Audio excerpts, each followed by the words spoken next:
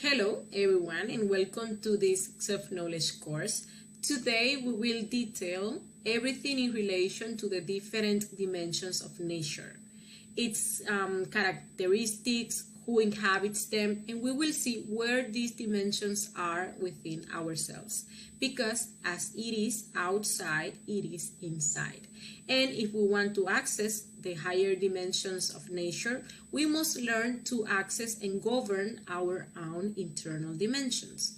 So today we will understand that we are multidimensional beings, and we will learn that what can we do to become aware of these dimensions, to verify their existence, and even better, we will learn what we can do to have a conscious and permanent presence in the superior dimensions of nature. So let's start by studying what is a dimension. A dimension is a level of consciousness, and a level of consciousness is a level of wisdom or a level of perception of reality. And according to our level of consciousness, it will be our perception of reality. There are as many dimensions as levels of consciousness. Each one of us, for example, has a completely different level of consciousness. That is why each person perceives reality differently. A person with a high level of consciousness perceives reality in a completely different way than a person with a lower level of consciousness. Our level of consciousness let us perceive the reality according to what we are internally, according to our own defects. If we eliminate our psychological defects, those that have trapped and conditioned our consciousness, our level of consciousness will rise. Thus, our perception of reality would change radically. We will perceive our reality in a different way from a higher perspective because we are no longer in the same dimension. The lower the dimension, the more quantity of loss, the more intense the pain, ignorance, suffering, and materiality. Instead, the higher the dimension, the more freedom, the more happiness, the more wisdom. We can see the dimensions externally as worlds parallel to this third dimension, and we can see them internally as the level of consciousness we have or the way we perceive reality. But the external and internal parts are completely related, because if I raise my level of consciousness, that immediately gives me access to higher dimensions in nature. All the dimensions are synthesized in the 7 basic dimensions of nature that we are going to study today. We need to know that when our spark or consciousness emanated from that unmanifested God or absolute Son and unfolded through these 7 dimensions, in each one of the unfoldings that the spark made, the number of loss and materiality increased. In the absolute Son, only the law of love governs. Therefore, there is only plenitude and happiness there. But as the creation descends, the different dimensions appear. As we descend in the creation, each unfolding is heavier. Each dimension is governed by more and more loss, and therefore there are more and more limitations, more suffering, and more materiality. It descends from the saddle to the grass. As the ego multiplies, these dimensions become heavier, and we fall into lower and lower levels of consciousness. So, let us look at each dimension in detail so we can understand this better. The first dimension is the length, or the distance between 2 points. Here we find all the distances or linear measurements, such as the meter, the kilometer, the rod, etc. The world that belongs to the first dimension is called Tritocosmos, also known as hell. This is the world of all atoms. In this world inhabit all the species of monocerebrates, or creatures that have only one brain, which is the emotional one, like stones and minerals, that Although we see them inert and believe that they have no life, they have a spark inside. They not only have life, they are also capable of feeling likes and dislikes. We also find the B-cerebrates that have also a motor instinctive sexual brain, but they do not have a backbone. Here are insects, worms, and plants. These spineless monocerebrates and bicerebrates perceive the world in a linear way, although we perceive them in a three-dimensional way because a higher dimension can perceive a lower one. They do not perceive us in the same way. They see us as points at the end of their line of vision.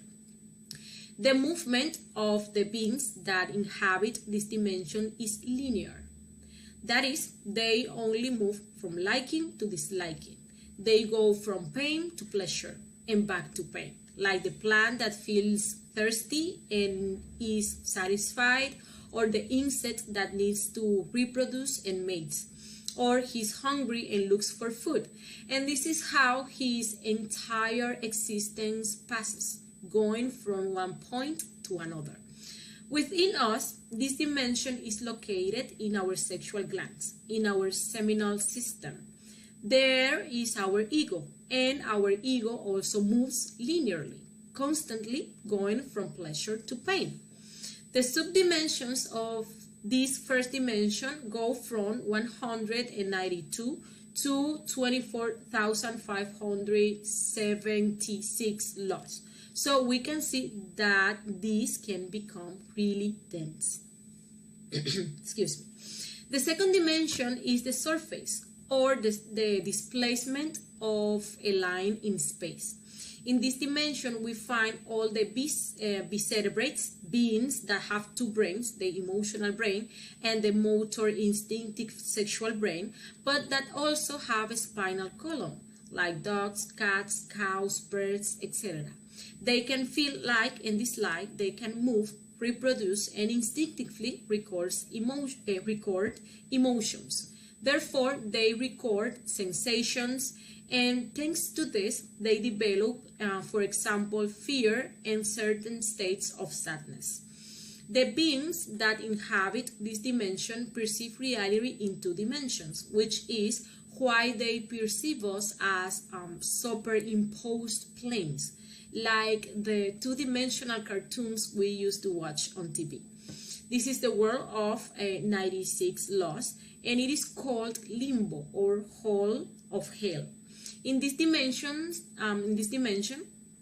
are all the surfaces or surface measurements, such as the square meter, the square foot, the square bara, the square kilometer, the hectare. They are all the surfaces of things that are given by two dimensions, length by width or by height. In this dimension, we find our personality and all our superficiality, the appearances of the volumes, the physical forms. This dimension is quite heavy. It is governed by 96 laws. These two dimensions, the first and the second, are our infradimensions because they are inferior to this third dimension in which we live. So let us now see the third dimension, or dimension of the volume. Here we are going to find all the bodies or things with organic or inorganic physical presence with three dimensions: length, width, and height. Therefore, here we find everything that has a volume. Here we find our physical body and all the measures that are cubic, like cubic meter, cubic centimeter, etc. As we see, the two previous dimensions are contained in this dimension. In this third dimension, or physical world, inhabit all the bipeds or three cerebrates, rational animals, erroneously called men, with their three brains: the emotional, the motor instinctive sexual, and the intellectual. And since they have three brains, they can self-realize, humanizing and de-animalizing in their 108 existences as humans. We have an intellectual brain that allows us to reflect on our own actions and judge ourselves. There is also an important particularity that differentiates us from the animals of the second dimension, and is that we have an upright spine, which represents that stairway to heaven, or that stairway by which we can raise our sexual energy towards our higher centers to become human beings and achieve self-realization.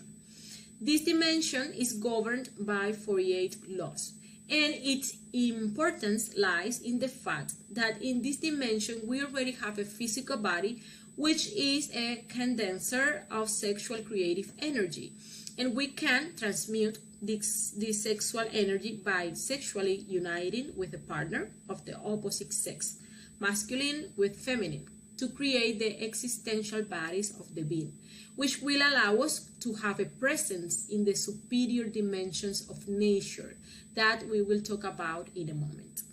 It is important to point out that although our physical body moves in this third dimension, our psychology, constantly inhabits the second and first dimensions, because we are constantly moved by our personality and our ego. And the heavier the psychological defect that manifests itself through us, our psychology is subjected to more loss, therefore the heavier it becomes. We are fully in this third dimension when we can stay focused by living in the present moment, in the here and now. But the true inhabitants of this dimension are those who have regenerated their physical body and already possess a solar physical body. In us, this dimension is located in our sexual center. It represents our earth element.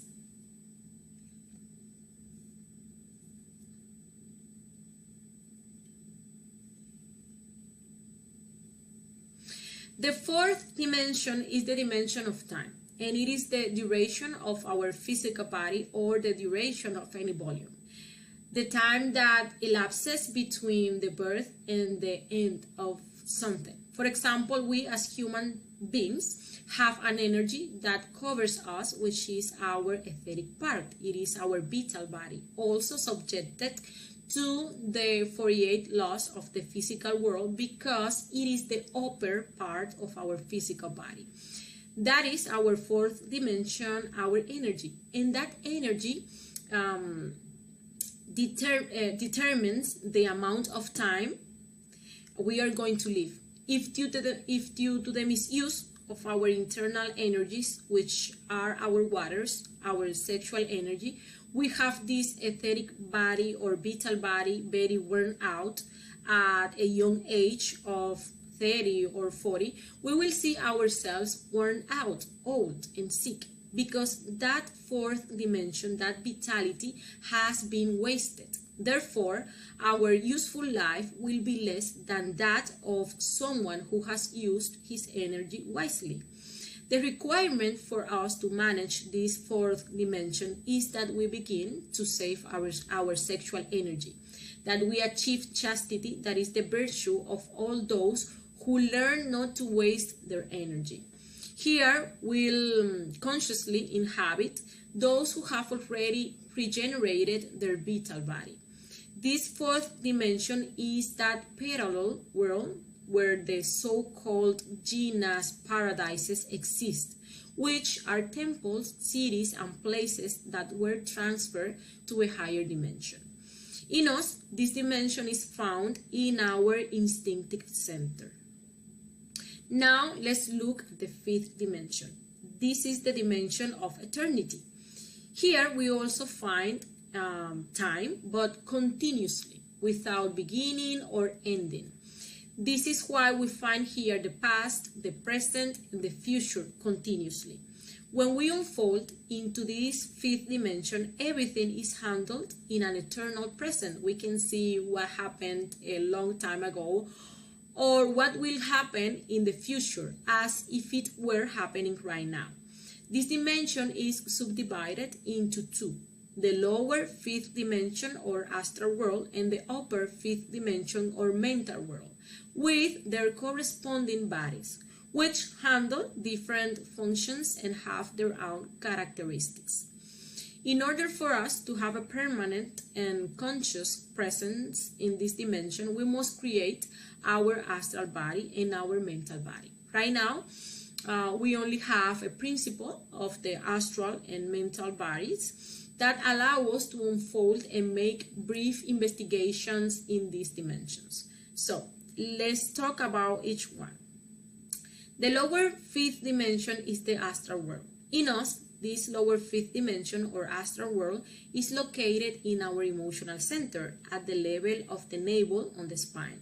This dimension is governed only by 24 laws, half the laws of the physical world. Therefore, there is less materiality here and there are fewer limitations.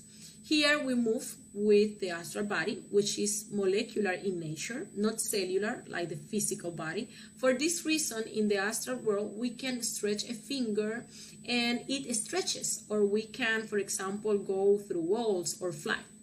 This body manages our emotions, our fire, and it is related to the salamanders that are the elementals of fire.